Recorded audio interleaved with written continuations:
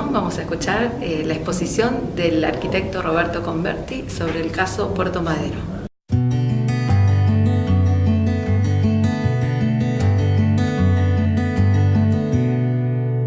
El patrimonio de Buenos Aires tiene un caso excepcional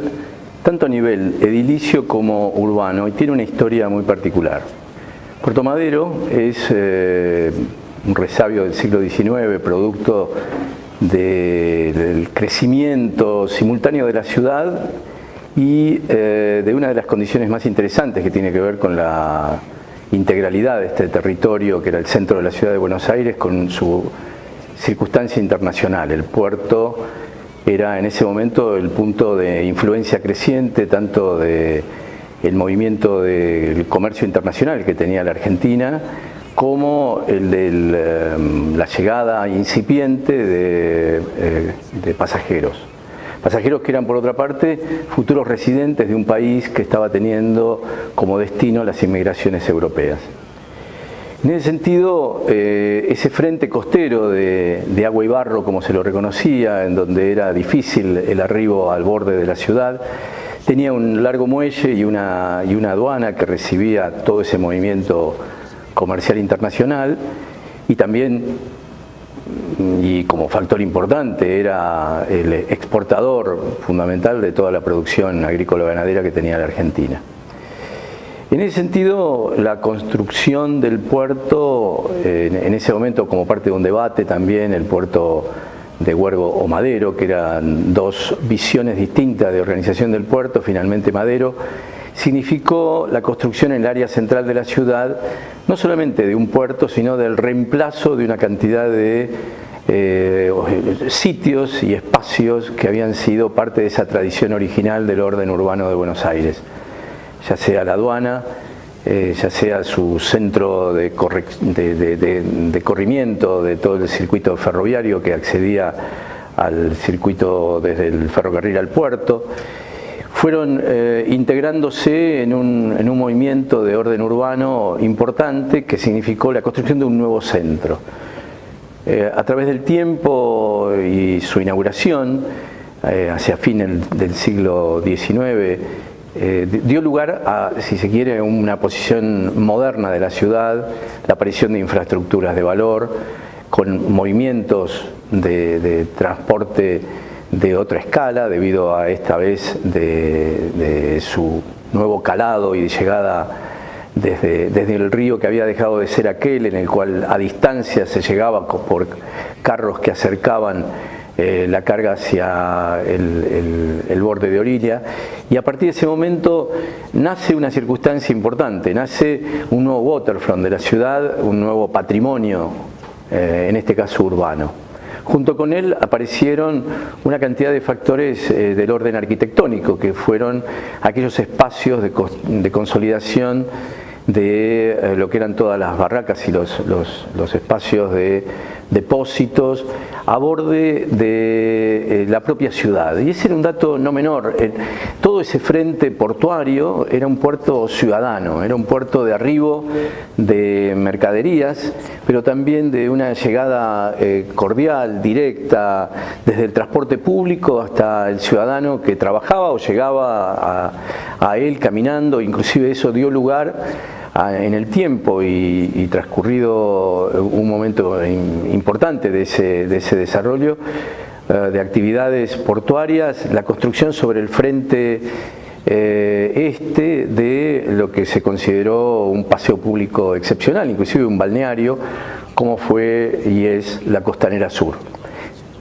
Es porque todavía tiene vigencia en todo su recorrido y paseo, pero fue porque en ese momento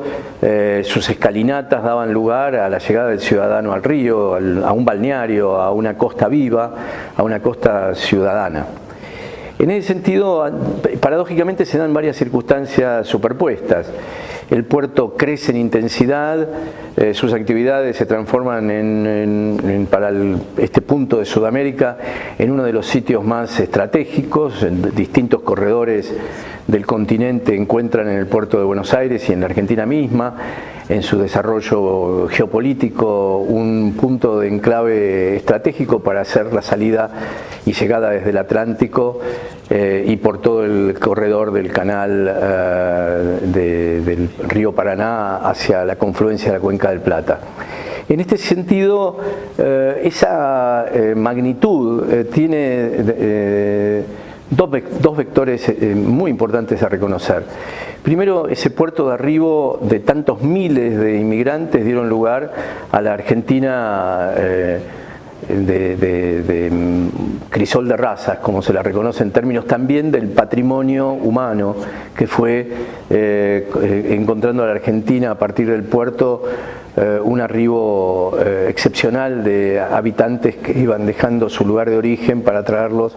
a este nuevo sitio de la América. Y desde otro punto de vista, un lugar del trabajo. El puerto significaba un lugar de magnífica oportunidad para aquel que arribaba para trabajar y para encontrar un sitio también de productividad. Y al mismo tiempo era el sitio de los nuevos residentes, por lo tanto se le suma a ello una característica muy interesante, que era el hotel de inmigrantes, que empezó a generar junto con ello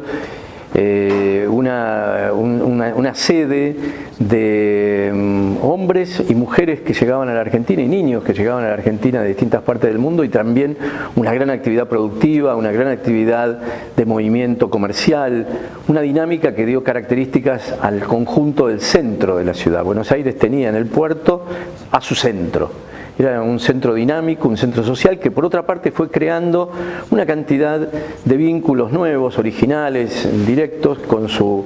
territorio interior. Pasado el tiempo, esas mismas características que fueron virtuosas de dinámica, de crecimiento, de una muchedumbre de habitantes que ingresaban a este sitio, fue dando lugar también a un déficit, que era su espacio. La dinámica de navíos fue cambiando en su cualidad de dimensión, en su cantidad también de necesidades de infraestructuras de logística, y eso dio sitio a la necesidad simultánea de perder el puerto madero, la vigencia de un calado y de un valor y de un espacio de importancia por sus limitaciones, y fue dando lugar al Puerto Nuevo, que era también, en este sentido, un puerto de otro tipo de carácter, un puerto abierto en sus amarras y de modo también sus dársenas darle lugar a una característica absolutamente distinta, que fue aquel debate de origen, ¿no? Las dársenas cerradas, las dársenas abiertas, en sentido directo hacia la inclusión del río hacia las dársenas, que era finalmente el puerto que se concibe cuando se crea Puerto Nuevo. Esto significa, en términos de transformación de ciudad, un dato muy importante. El desplazamiento y la creación del Puerto Nuevo amplía los márgenes de desarrollo de esas infraestructuras de navegación y de arribo. No se reemplazan una a otra durante cierto tiempo, pero lógicamente y a lo largo de distintas etapas, el puerto de Buenos Aires pierde ese sentido en Puerto Madero de centralidad que tenía desde la Boca hasta lo que hoy se puede reconocer como Dársena Norte, una dinámica organizada justamente en el eje mismo de la ciudad. El área de la Avenida de Mayo era, junto con la Casa Rosada en el fondo, eran los emblemas de esa organización integral que era y tenía al puerto como un dato de ordenación. A lo largo del tiempo, ese punto de corrimiento y ese desfasaje de actividades tan importante que tuvo a Puerto Madero como un lugar dinámico, tal es así que se pueden ver cantidad de imágenes donde se observan desde tranvías, circulando entre las zonas de contenerización, gente recorriendo el sitio como si fuera un lugar de paseo inclusive, pero era su lugar de trabajo. Era una fábrica y un gran depósito, un gran lugar de movimiento, un gran lugar de producción social y económica y productiva y comercial absolutamente abierta en la ciudad. Puerto Nuevo empezaba a significar un lugar de otro orden, con otro criterio. Se crearon a partir de estas circunstancias nuevos límites y nuevo orden, el sentido de lo que se podría plantear como el eje de Plaza San Martín, la torre del reloj de los ingleses y luego el final del eje lateral a Dársena Norte, implicaba la aparición de un nuevo corredor urbano en donde el Puerto Nuevo tenía junto al ferrocarril un ensamble bastante interesante.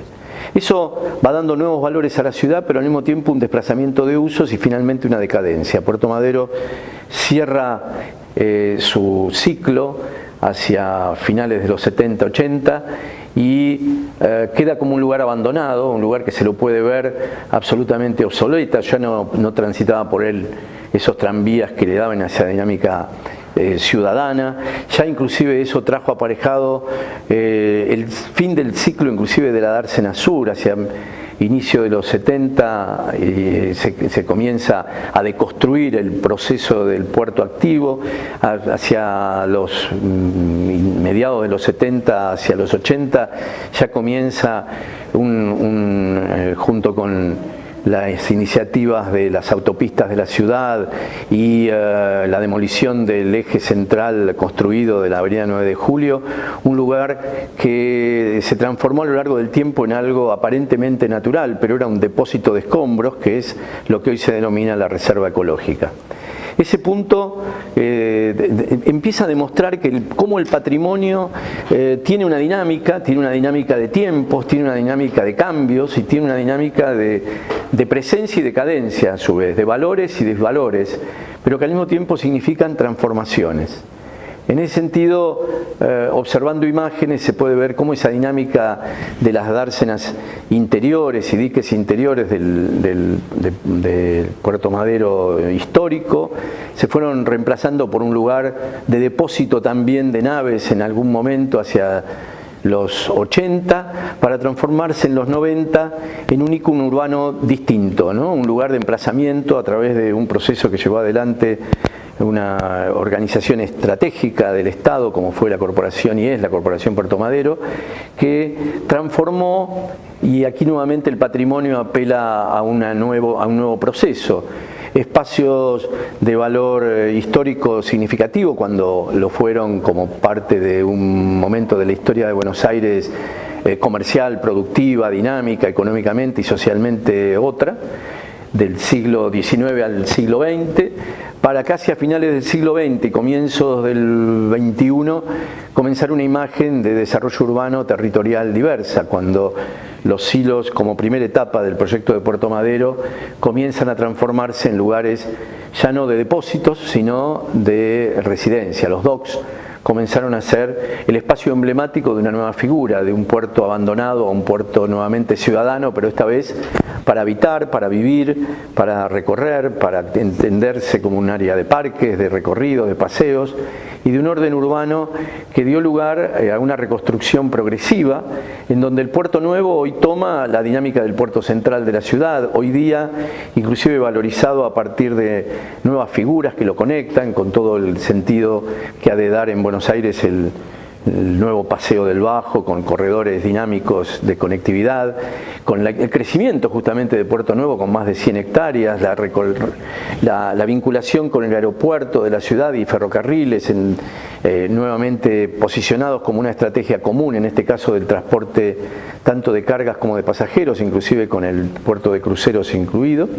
Pero Puerto Madero se transforma de aquel vestigio histórico que le dio lugar a una centralidad de ciudad dinámica en términos de su movimiento de cargas, de ciudadanos del mundo que llegaban a Buenos Aires a encontrar un lugar de nueva residencia y de nuevo hábitat, a un lugar que se transformó en la extensión central de la ciudad, con actividades terciarias, con nuevos residentes, con un lugar emblemático diverso y con un nacimiento distinto de la relación entre la ciudad y el río. Hoy día esa operación, que fue básicamente una operación de este a oeste y de oeste a este, o sea, el ensamble del centro de la ciudad en sus direcciones directas desde el eje cívico hacia el río, comienzan a tener una conectividad norte-sur, sur-norte, a partir de estos emplazamientos que está teniendo Buenos Aires en relación a la dinámica que ha de dar, como recién explicaba, el Paseo del Bajo, las nuevas vialidades y las nuevas conectividades de espacio público. Es así que encontramos, al ver las imágenes, una cantidad de cambios históricos. Fueron más de un siglo de emplazamientos, transformaciones y dinámicas que no solamente fueron edilicias, sino ciudadanas, costumbres, cambios sociales, económicos, locales e internacionales que permitieron que Buenos Aires situara en ese puerto uno de sus patrimonios de transformación más emblemáticos de toda su historia, y a partir de esa historia que fue cambiante, dinámica en lo social y en lo edilicio y en lo urbano, pueda demostrar allí uno de los procesos de transformación más notables que ha tenido la historia de la Argentina urbana y de la Argentina arquitectónica en toda su historia.